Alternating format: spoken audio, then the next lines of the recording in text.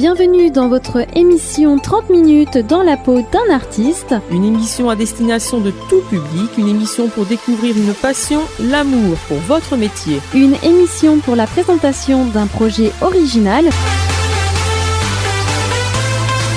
30 minutes dans la peau d'un artiste. Sur le 106.3 FM et sur le www.ram72.net. Bonjour à tous et bienvenue dans votre magazine 30 minutes dans la peau d'un artiste sur l'antenne de Radio Alpemancel 106.3 FM. Pour ce magazine aujourd'hui, nous allons parler d'un artiste peintre qui va exposer jusqu'en mars à la galerie L'Armature de Fresnay-sur-Sarthe. Pour cela, nous recevons cet artiste, c'est André Chambry. Monsieur Chambry, bonjour. Bonjour. Pour commencer, présentez-vous.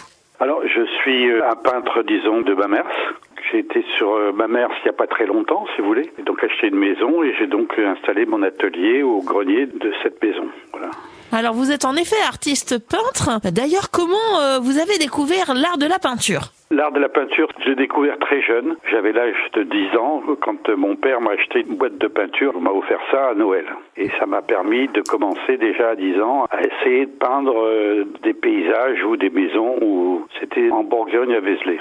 Alors, comment vous êtes formé à cet art ? Est-ce que vous êtes autodidacte ou est-ce que vous avez pris des cours ? Non, j'ai eu plusieurs formations, notamment les arts décoratifs à Paris, à la rue d'Ulm. Et puis également, j'étais à la Grande Chaumière, c'est un atelier de peintres où on est formé par des artistes comme Yves Braillère et des Ojam et des gens comme cela. Et aussi à l'Académie Charpentier, voilà. Une vraie formation ?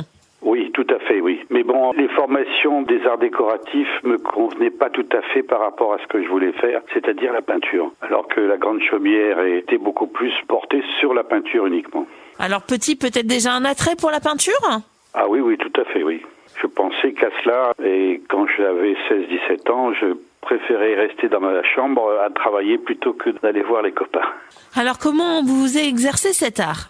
C'est-à-dire que moi je fais soit des croquis, mais je prends des thèmes si vous voulez, soit c'est des inspirations par rapport à du paysage surtout, mais qui m'intéresse particulièrement, c'est bien sûr la campagne, le minéral si vous voulez, et le végétal. Et puis après intervient éventuellement le côté humain.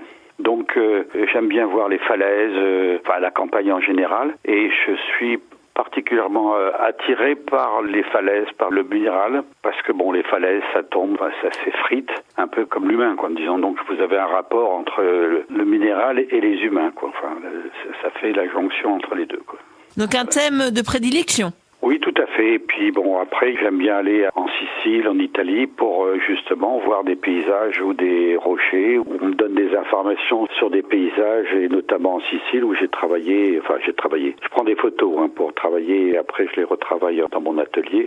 Je suis pas un peintre extérieur, si ce n'est que je fais parfois des aquarelles, qui me permettront de travailler après le thème de ma peinture par la suite. Mais je travaille, si vous voulez, presque uniquement dans mon atelier.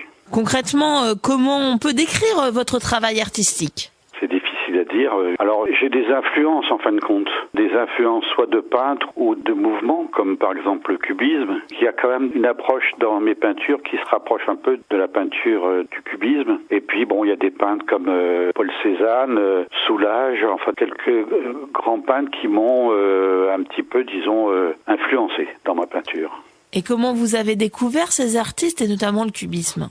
Alors, soit par l'intermédiaire de l'école, ou soit par des bouquins que j'achetais, ou des livres qu'on m'offrait, notamment mon père qui m'offrait des livres sur le cubisme, parce que lui aimait bien ça, donc il y avait une connivence avec ces éléments-là, Puis ma mère était dans une sérigraphie, ça n'existe plus maintenant, qui faisait en fin de compte des reproductions de la galerie de France à Faubourg Saint-Honoré, et donc elle me ramenait des fois des reproductions de Soulages ou d'autres peintres, et ce qui me permettait d'apprécier ces peintures, voilà.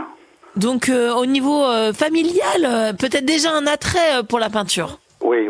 Mes parents avaient des notions artistiques assez intéressantes pour moi, oui. Alors sinon, vous exposez souvent votre travail. Est-ce qu'il y a une exposition qui vous a marqué ? Alors, je dirais que la dernière m'a beaucoup marqué, c'est celle que je fais là actuellement, parce que le lieu est très intéressant et ce qu'il y a d'important, c'est qu'il y a la lumière qui est parfaite.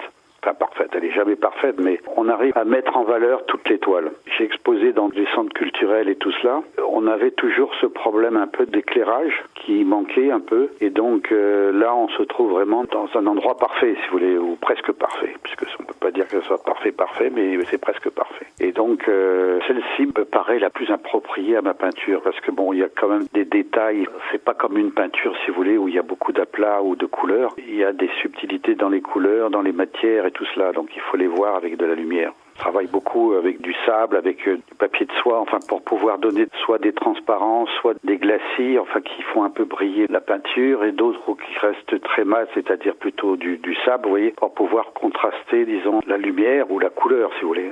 Donc il y a des subtilités beaucoup dans les matériaux qui permettent de pouvoir donner des subtilités de couleurs et de matériaux. Et la lumière permet soit d'être accrochée ou d'être lissée, si vous voulez, sur la matière. Alors, vous exposez ce travail jusqu'au 22 mars 2022 à la galerie L'Armature à Fresnay-sur-Sarthe. Alors déjà, comment elle a été travaillée, cette exposition ? Moi, je suis d'abord allé chez eux et puis présenter un peu ce que je faisais. Et après, ils sont venus dans mon atelier voir un peu ce que je faisais et tout cela. Donc, ces contacts ont permis un petit peu de pouvoir influencer ce qu'on pouvait faire, ce qu'on pouvait sortir. Et donc, c'est pour ça qu'on a appelé ça lumière et matière. Parce que bon, ça permettait, disons, de pouvoir avoir un lien sur l'ensemble des peintures. Donc c'est un peu le choix de Pascal, qui est la galériste, mais d'une manière très conviviale, si vous voulez. Donc le choix a été fait, disons, de partir sur le principe de la lumière et des matières. Et donc après l'accrochage, si vous voulez, bon, j'ai eu des amis qui sont venus, et puis bon, moi j'avais préparé, si vous voulez, des plans, enfin des élévations de chaque mur pour pouvoir disposer à peu près les peintures comme je le pensais. Et puis en fonction de ça, ça donnait un départ qui a permis, les deux amis et puis Pascal, ça nous a permis un petit peu de donner si ça collait ou si ça collait pas par rapport à l'exposition. Donc il y a quand même, disons, une ligne directive de l'ensemble. Donc une vraie injonction pour ces différentes œuvres sur cette galerie L'Armature.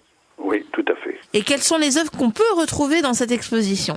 Alors, il y a une toile en particulier qui est une espèce de confrontation que j'ai travaillé avec des croquis et tout ça, avec des photos que j'avais prises sur Internet.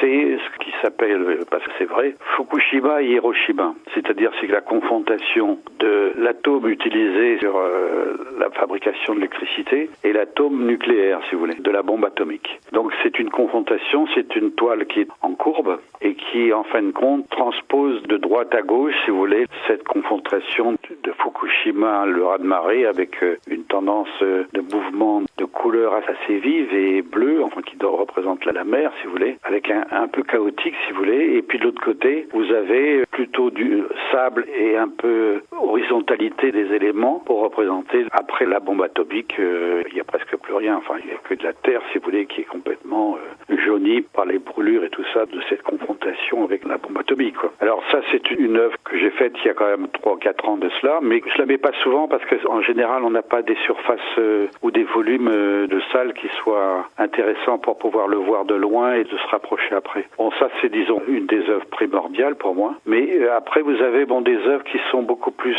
un travail, si vous voulez, sur les bords de mer, sur les falaises.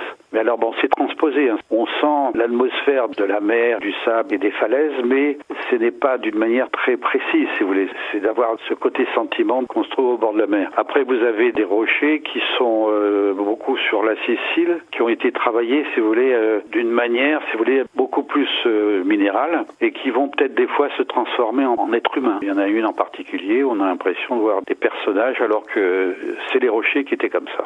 Et puis, vous avez d'autres qui se rapprochent de la nature, comme par exemple, vous avez des éléments d'arbres, de forêt, enfin, mais qui sont transposés. Par exemple, il y a une peinture qui représente des arbres de la forêt de Persaigne. Bon, la personne qui veut voir ça ne verra pas la forêt de Persaigne, mais il verra la lumière entre les arbres et les ombres, ou le sens inverse, c'est-à-dire qu'on ne sait plus si c'est les arbres ou si c'est les ombres entre les arbres. Donc c'est ce qui fait qu'on a une confrontation entre la lumière et la matière arbre, si vous voulez. Voilà. Donc ça, c'est des choses qui font travailler particulièrement depuis pas mal de temps.